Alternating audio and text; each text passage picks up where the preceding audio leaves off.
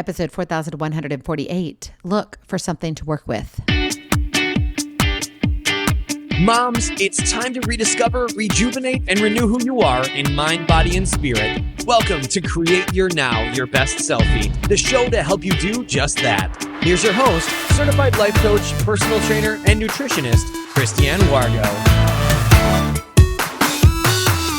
Happy day is the weekend, and are you ready for something extraordinary? Oh, come on. I know you're excited.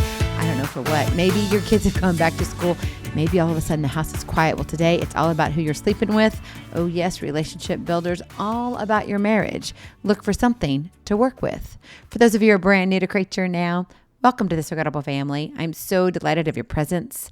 If you already had the opportunity, you'll want to head on over to createyournow.com, where you can learn more and sign up for the Kisses newsletter. They keep it simple strategy, everyday solutions to live, love, and impact. Well, this episode is brought to you by AIM, Inspiring Connection and Community. You know, there's a moment in every marriage where you have to make a choice. You can stand there replaying every missed pass, every time your spouse came up short, every promise that they got fumbled, we'll get there, we'll get to it, no big deal, that never got to anything. Or you can do what the good ones do when the clock is running out. You can look for something to work with. I mean, think about what you do now. Are you one who focuses on what doesn't work? Or are you willing to see what's possible? What does it look like in your everyday? Do you just want to kind of go in the corner and chew out your spouse? Be honest. I know we all have those moments, but I mean for the most part. Like your average is, and you know what your average is. If you're in a season where you're like, he can do nothing right, then be honest about it. If you're in a season where it's like, well, you know, Christiane, maybe 2 times out of the entire week, okay, not too bad, right? Maybe you're somewhere in the middle. Well, I was watching the Pro Football Hall of Fame game between the Panthers and the Cardinals a couple nights ago. And yep, here it goes. It's all about football. Let's do it. Well, it came down to the final 23 seconds, right? 2 plays were run, then 2 seconds left on the clock. I was like, oh, what are they going to do? And I was like, okay, are they going to actually try to win the game? Or are they going to tie the game? Oh, no. The play was ready. They were going to go for it to try and win the game. Yes, the Panthers quarterback, King, called the play. Throw it to the right corner of the end zone, right? Easy touchdown. That's what he's thinking because that's where he was aiming. But nope, the defense read it. Nope, they shut down the door on what should have worked. It should have been an easy play. No big deal. But here's what got me. King, the quarterback, didn't just stand there and give up on the play. He didn't throw his hands up and say, well, that's over. We lost. No big deal. This game doesn't count. It's no big, whatever. No, he took off running 6, 7 steps, extended the ball across the goal line, and won the game. And the crowd went wild. Wow. No hesitation, my friend. He looked for something to work with. He did. And that's a marriage. That's every relationship worth having, honestly. The play you drew up in your head, the way you thought your spouse would show up, or the way you pictured this season of your life going. Sometimes the defense reads it. Sometimes they read it wrong than the way you planned it. Sometimes your spouse says, and everything changes.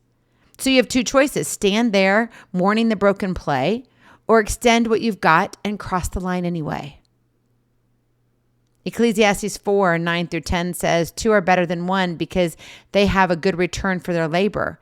If either of them falls down, one can help the other up, but pity anyone who falls and has no one to help them up. Think about it, right? That's the whole point of 2 people. You're not there to keep score of the other person's incompletions. You're there to help each other up when the play breaks down. What does it look like in your marriage? Are you one sitting there going, nope, not going to give you a hand up. I'm just going to walk away, brush my hands off and say, yep, it's all your fault. Come on, be honest. If you only train your eyes on what's missing, you will miss every single yard your spouse has already given you. 1 Corinthians 13 doesn't say love keeps a stat sheet. It says love keeps no record of wrongs. Go look it up, 1 Corinthians 13:5. That's a strategy, right? That's a strength. A coach who only reviews the interceptions never builds a winning team. So if you're in fantasy league, right? And you've got your thing. Be careful who you're choosing. Be careful how that new coach is going to build that team. If they're only looking at interceptions, what's going to happen? The coach has to look at what worked, and he calls the next play from there. You're allowed to be honest about what isn't working in your marriage. That's a good thing. But honesty without a search for possibility just leaves you standing in the end zone with the clock at 0, wondering, what happened? Where are we? Who are you? Who are we? Is there even a we? So the question becomes, what does it actually look like in the day-to-day of your marriage to look for something to work with? Well, you got to stop scanning and start extending. That is your Kiss to Keep It Simple strategy. Stop scanning and start extending. You got to stop scanning for what's missing and start extending what's still there, what's still possible. That's the whole shift. And it's a big shift. It's a mindset shift. It's an actionable shift. Not pretending problems don't exist, not ignoring what genuinely needs to change, just refusing to let the incompletions be the only thing you see, and choosing to run the extra few steps before you give up on the play. So what does it look like in real life? How do you stop scanning and start extending? How can you be the king in your marriage? Yeah, you get it, right? I thought that was kind of funny. I know I'll keep my day job, but I got to work on my comedian act, too. All right. What does it look like in real life? Number 1, name one thing that worked. One thing. Before you list what your spouse got wrong today, find one thing, doesn't matter how small, that they got right, and say it out loud to them. Say it out loud to yourself, because you may not believe it either. Your spouse may not communicate the way you wish they did, but maybe they show love by fixing what's broken before you even ask. Maybe they're not romantic with words, but they're steady. They stay.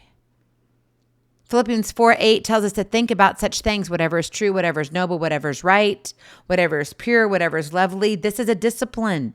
Look at it. What you look for, you're going to find more of. So name one thing that worked. Be willing to see what you don't normally see. It's one of my prayers every single morning. Lord, show me what I need to see.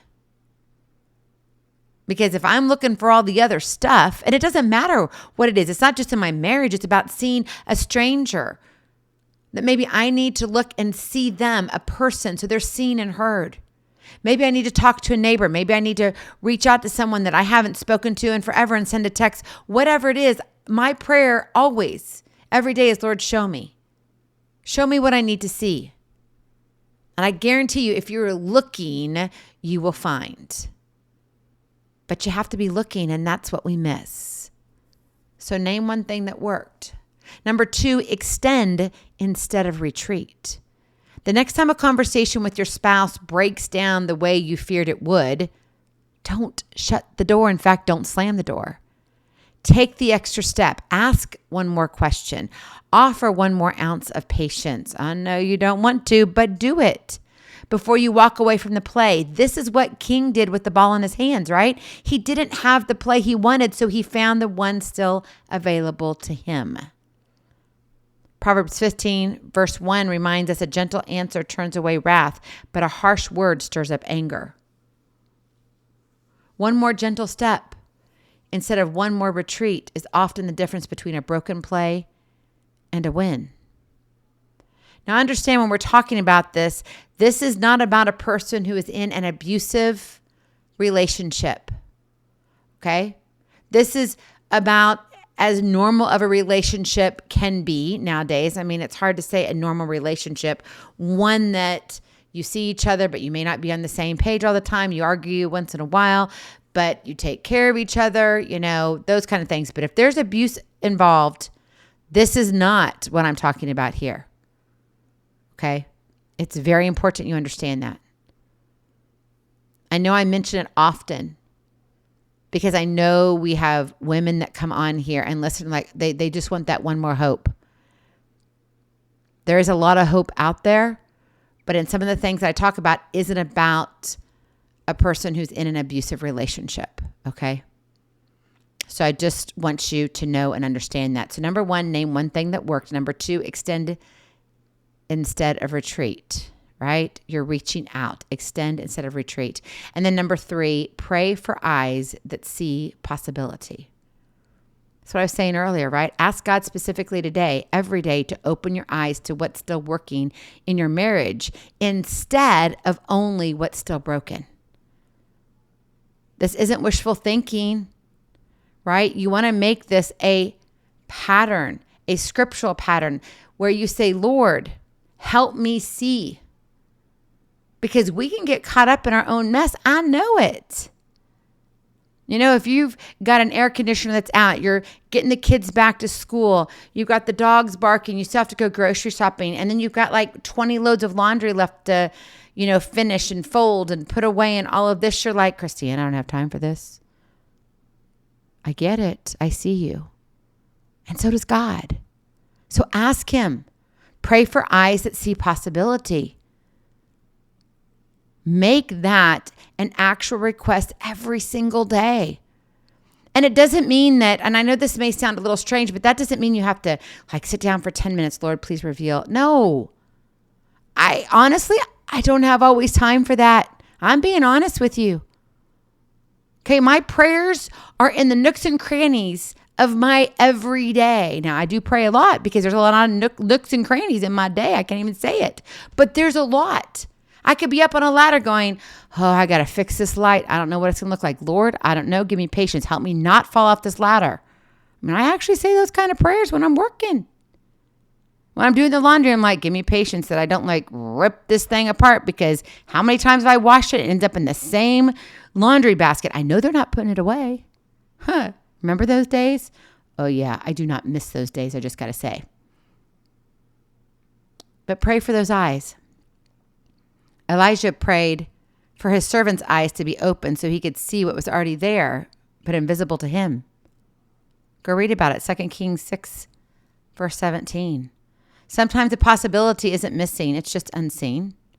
So ask God to open your eyes to see it. I want you to understand this. It takes 1 to start and 2 to finish. You don't need your spouse to go first. You need to be the one willing to extend the ball when the play breaks down, to look for the opening nobody else sees yet. Be the one the coach, or in my opinion, be the one that God can use. Not because your marriage is easy, but because you decided it was worth fighting the last 2 seconds for. Go in peace. Be present. Be incredible. Be you. I love you so very much. I cannot wait to see you on the other side. Blessings, hugs, and lots and lots of love. We'll talk to you real soon. Have a glorious, blessed day. Bye-bye. Feeling inspired, ready to train for life, and love your journey? Visit CreateYourNow.com for more incredible resources to help you along the way. We'll see you next time on Create Your Now, Your Best Selfie. And remember, always be sure you consult your physician before beginning any health and fitness plan.